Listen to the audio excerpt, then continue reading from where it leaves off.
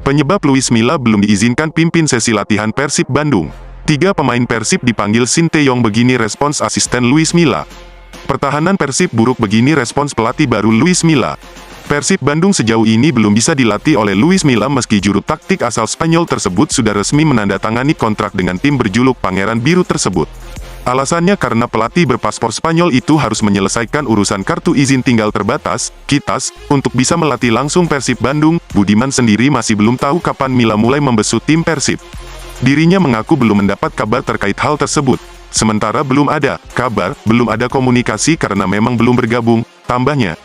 Tentu supporter berharap urusan KITAS mampu diselesaikan dengan cepat agar Milla bisa dengan segera melatih Persib. Apalagi pada laga pekan ke-7 Liga 1 2022-2023, Persib akan melawan PSM Makassar di Stadion Gelora B.J. Habibie, pada Senin tanggal 29 Agustus tahun 2022. 3 pemain Persib Bandung dipanggil Sinteyong ke Timnas Indonesia U20.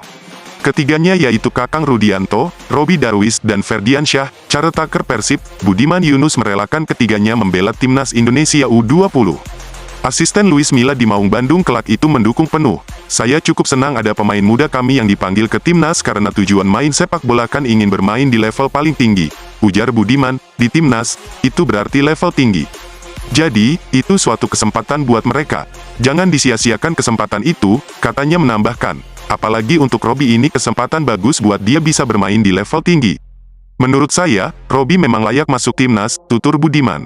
Saya sangat mendukung mereka, tujuan mereka kan main di timnas.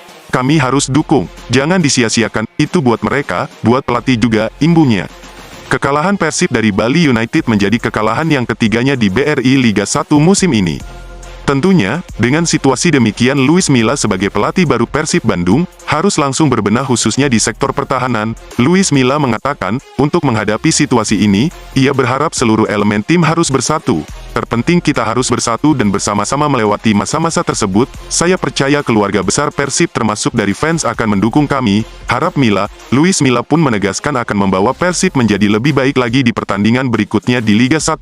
Pesan saya untuk tim juga tidak hanya menjadi tim yang baik tapi harus lebih baik supaya bisa mendapatkan hasil yang lebih baik pula, tegas Milla.